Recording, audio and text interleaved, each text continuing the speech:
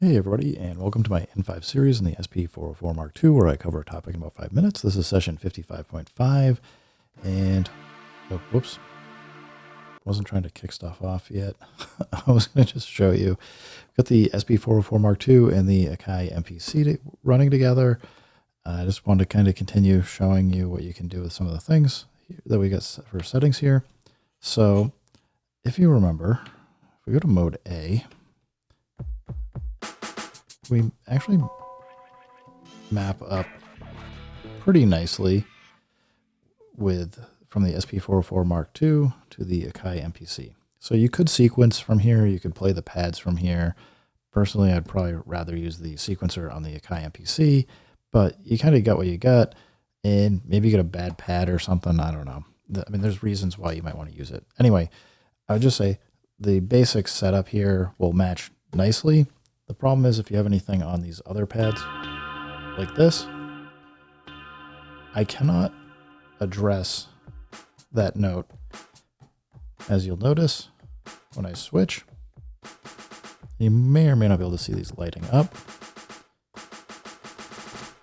But when these are the same note,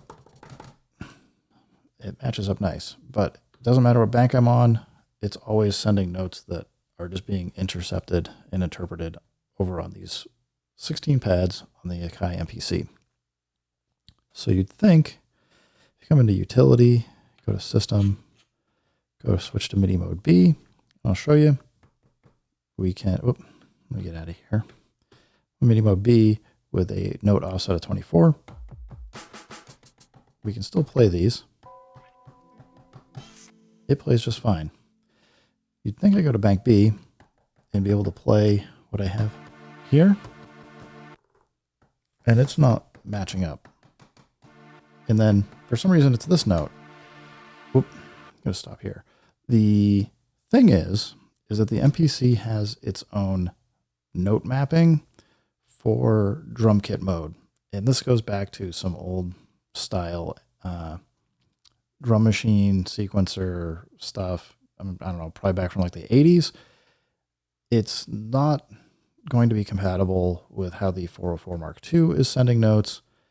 Just beware. You can go edit templates for this. I'm not going to get into it because there's reasons why you probably want to keep the notes the way they are on the MPC, because it can cause all kinds of other issues if you start changing things and compatibility with like other people's projects and stuff. Personally, I would leave it. So just know you can address like the first bank A on the Akai MPC with bank A on your SP404 Mark II with those settings, or just go to Midi Mode Type A. The nice thing though that we can do is you can load up instruments now. And because we're sending a scaled set of notes, you can hear we're just going up. We can go to bank B.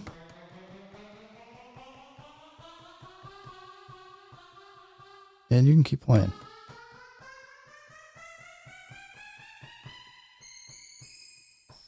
And as long as the program on your MPC or other external instrument can go that high or go that low, you're going to be fine.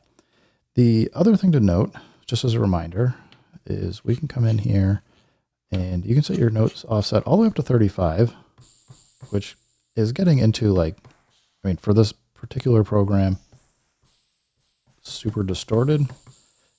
Or you can go all the way down to -11, which allows you to get like to the lowest note I think you can play is C-2 or something, which is, I mean, very low.